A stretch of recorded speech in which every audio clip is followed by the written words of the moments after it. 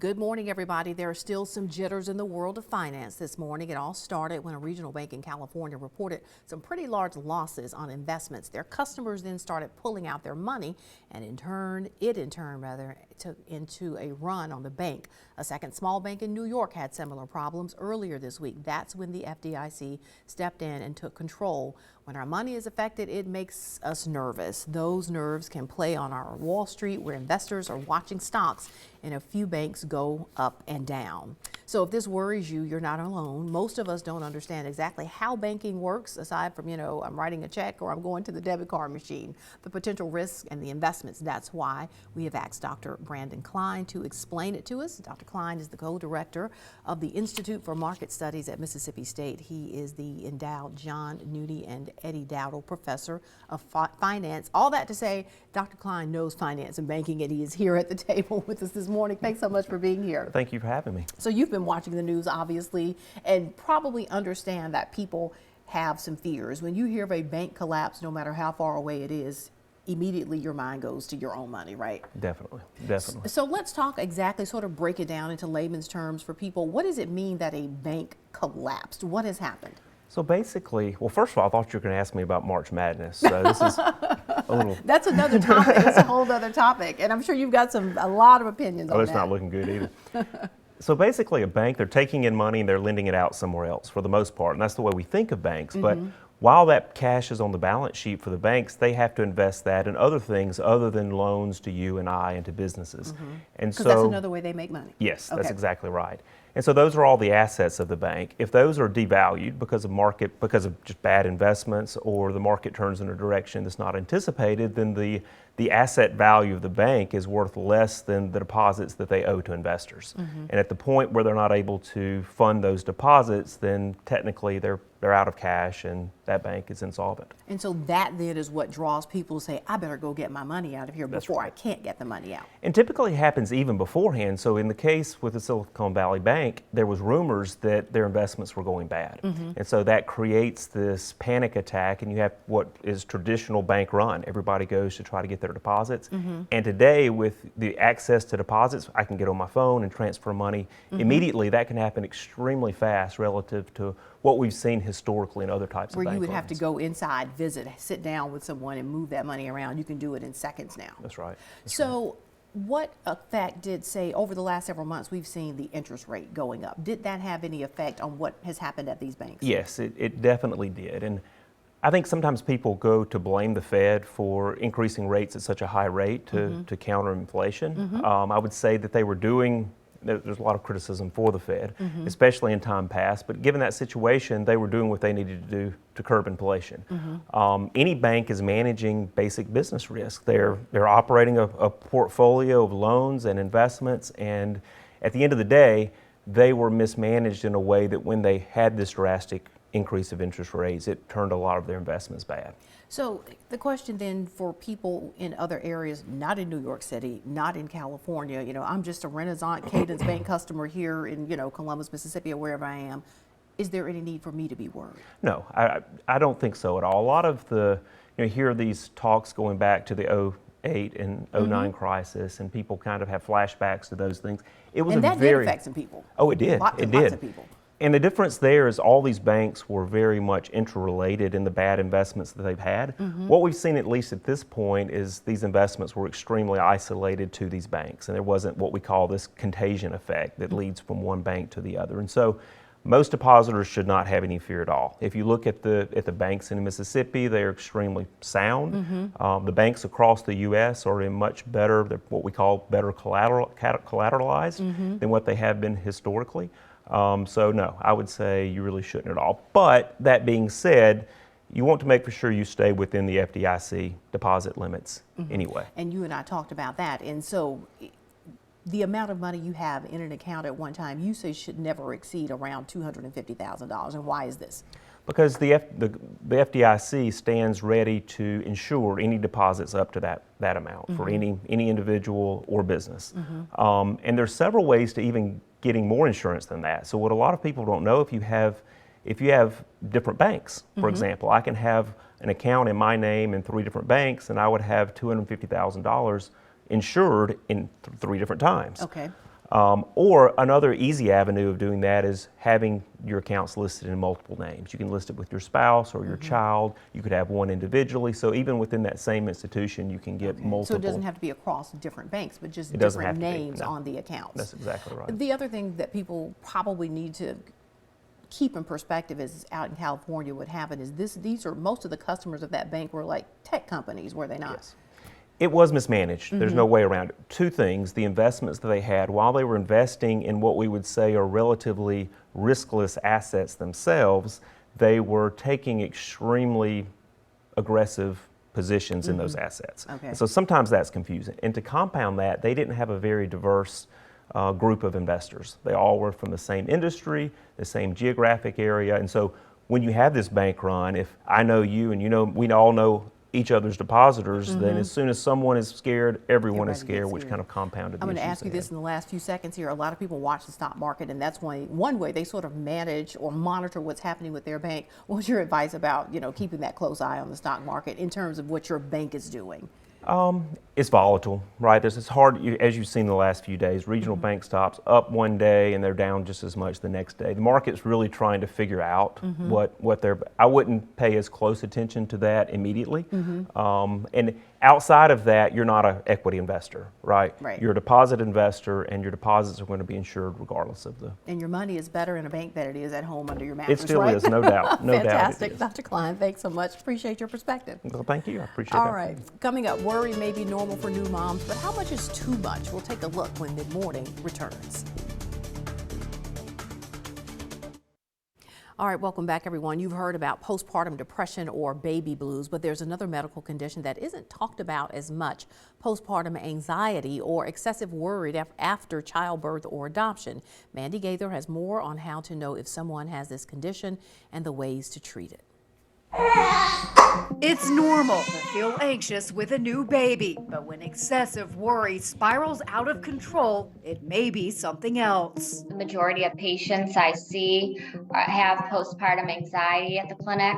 Postpartum anxiety can happen alongside postpartum depression. While both conditions share some of the same symptoms, the Cleveland Clinic says they're different. Postpartum anxiety is not associated with sadness. It's linked with irrational fears that keep people on edge due to overwhelming, constant concerns. The worrying can be all-consuming and make you worry all day and night to the point where you may not be able to sleep. Other physical symptoms include increased heart rate, feeling short of breath, muscle tension, or stomach aches. People may also be unable to relax or obsess over things that aren't likely to happen. Oftentimes, therapy is worth a try, but your doctor will know and come up with a plan that's best for you based on your symptoms and the level of severity of your anxiety. Medication can also help, but the Cleveland Clinic says it isn't always needed. Aside from therapy, people suffering from postpartum anxiety may find relief from their symptoms by talking to someone they trust,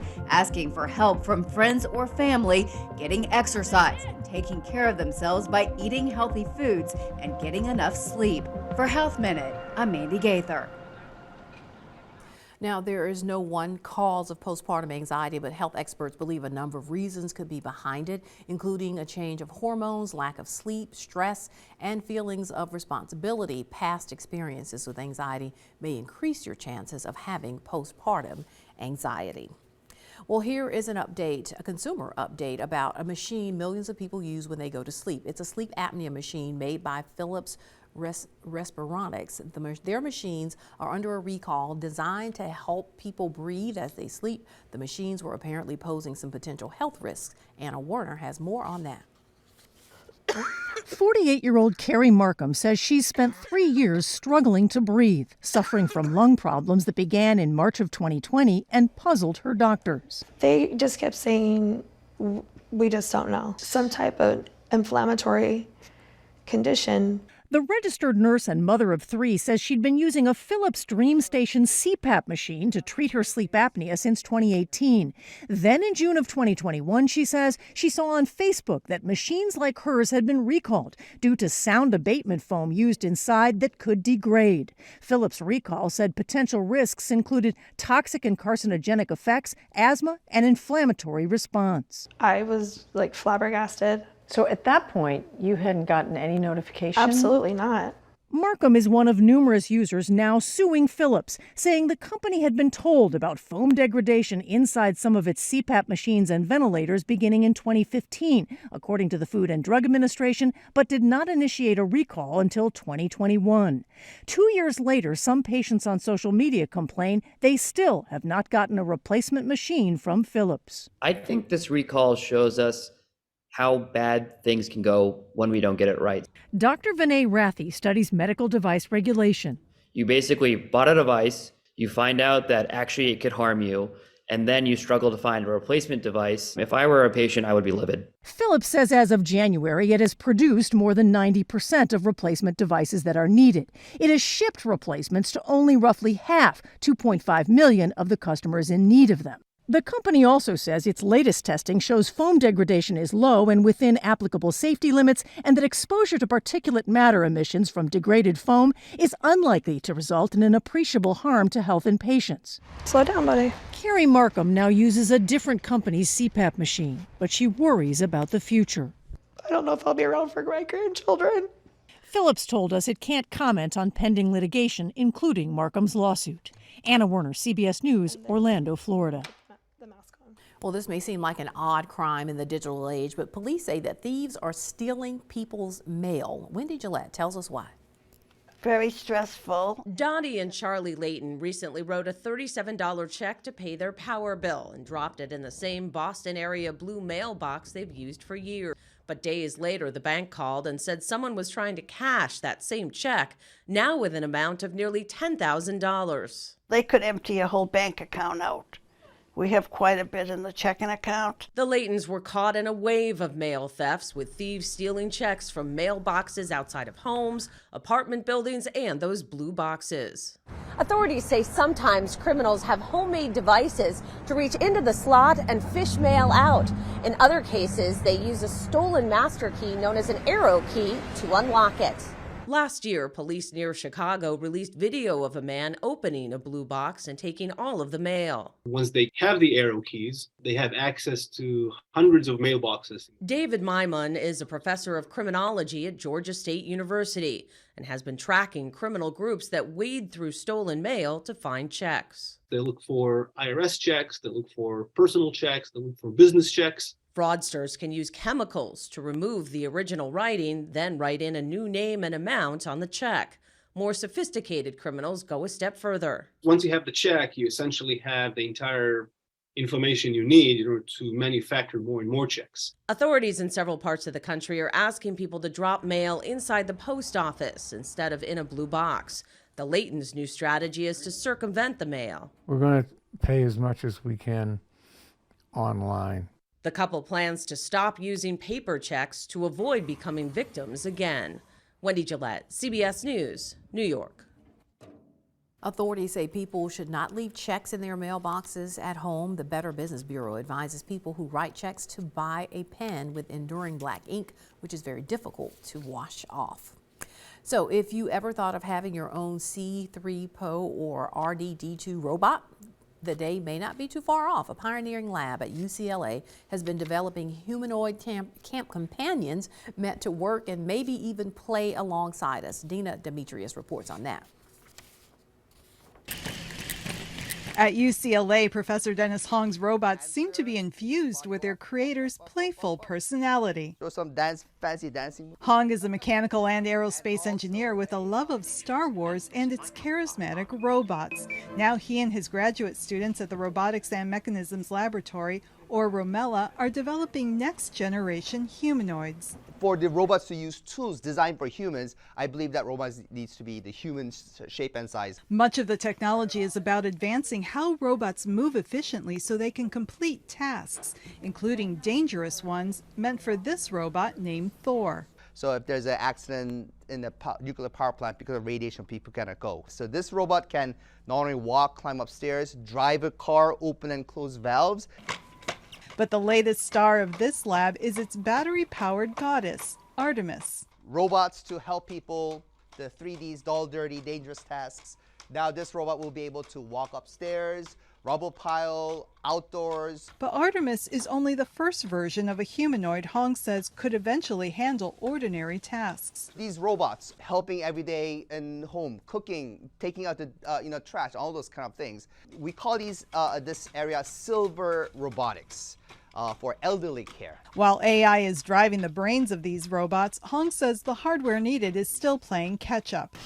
But in robotics, evolution can happen quickly. We're inventing the future, and then sometimes there's new technologies that we're not anticipating that happens, and the development just skyrockets. Nice to meet you! A humanoid housekeeper may be decades away, or closer than we think. Dina Demetrius, CBS News, Los Angeles. And Artemis was named in honor of the Greek goddess, and the robot is scheduled to travel in July to France, where it will take part in the soccer competition of the 2023 Robo Cup, an international scientific meeting where robots demonstrate what they can do. All right, taking a passion for gaming to the next step. We'll tell you how some people are doing it next on Mid-Morning. All right, we're back. From mobile games to Twitch and YouTube streamers to esports, video games have become an enormous entertainment industry. Michael George shows us how a new program helping young people of color take their first step into the world of gaming. Lori Lamont grew up playing video games, but it wasn't until recently that her hobby became something more. I never thought game design would be a possible career path for me. She heard about a new program offered at City College of New York called Gaming Pathways. That instinct is really good. Encouraging people of color to work in the multi-billion-dollar gaming industry. The International Game Developers Association survey found less than a third of gaming workers are people of color, and only 5% are black. That kind of pushed me away from that pathway because I'm like, if someone like me is stepping in the door, then what does that leave for me? Would people even welcome me with open arms? We're going to do them one at a time. More than 1,000 students will be taught programming, visual arts, and game design. The program got $2 million in funding from the City of New York to help grow the city's gaming industry. So do you remember the structure of this? Program director Nicholas Fortuno says diversity is vital. When industries aren't diverse, especially industries in entertainment or storytelling, they end up telling stories to the same people, and that ignores whole markets of storytellers and whole kinds of stories. More colleges across the country have established curriculums to help make gaming a career path. Lori is now on track to be a game artist, and she has advice for anyone thinking about working in video games. It's gonna be hard, but it's okay. Other people have your back, and definitely be open-minded. What was once kids' play, now are you updating your own tasks? Becoming a career. Michael George, CBS News, New York. In terms of revenue, the video game industry is now larger than Hollywood and the music industry combined. Harriet Tubman, known as the conductor of the Underground Railroad, was recently honored with a new monument in a city square now bearing her name. Elaine Quijano was there. Abolitionist Harriet Tubman marched to her own drum, and that's how she was celebrated today. The soaring 25-foot monument was a 2-year project inspired by this iconic image of Tubman. Her life story is part of an audio installation. She followed the North Star. Narrated by singer and actor Queen Latifah, who was born in Newark. What is it that you hope people take away from hearing about Harriet Tubman's story? I hope they take away renewed strength, inspiration, humanity, compassion. What Harriet Tubman did was about freedom, was about compassion for those who did not have it. Tubman escaped slavery and risked her freedom to lead about 70 enslaved people by the Underground Railroad, a network of safe houses that led north, including this church in Newark with hidden tunnels. At the site, visitors will learn Tubman was also a spy in the Union Army and an advocate for women's rights and the elderly. Monument designer Nina Cook-John placed a mosaic of Tubman's face at eye level intentionally. You can look into her eyes and touch her face and connect to her humanity. It could be your mother, your aunt, your grandmother, and in so doing, be that much more inspired by her. Elaine Quijano, CBS News, Newark, New Jersey. Well, it really is madness, the ups and downs of picking a bracket. It's March. We'll be right back. All right, we're back, everyone. College basketball's March Madness goes into full swing. Games, 16 games, 4 of them on CBS. Astrid Martinez has more on what you need to know about the tournament and how you can get in on the fun, even if you're not a sports expert. It's that time of year. You never know what's going to happen. Where it seems the entire U.S. will go college basketball crazy for the next few weeks. A 16 seed could beat a 1 seed. There's always upsets. It's a great time. Basketball fans are trying to predict the winners of 63 games. Not an easy task. The chances of getting all the games right are 1 in 9.2 quintillion. It's a billion squared. It's huge numbers. But that won't stop fans from trying. I just kind of listen to my friends that have more experience with it, but you know, I get lucky once in a while. Even CBS News anchor Anne-Marie Green has a perfect way to put the finishing touches on her winning bracket. First elimination, Baylor. Second elimination, Michigan.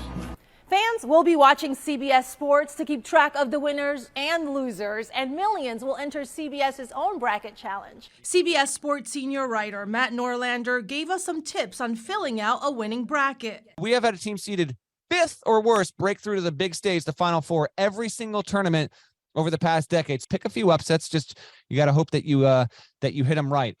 St. Peter's was the surprise team in last year's tournament, and soon we'll know who will wear the Cinderella slipper this year. Astrid Martinez, CBS News, New York.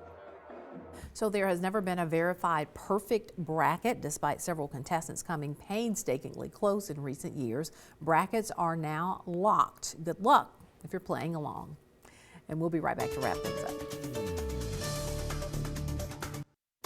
All right, be sure you stay connected with us. We'd love to hear from you. We'll see you back here next time.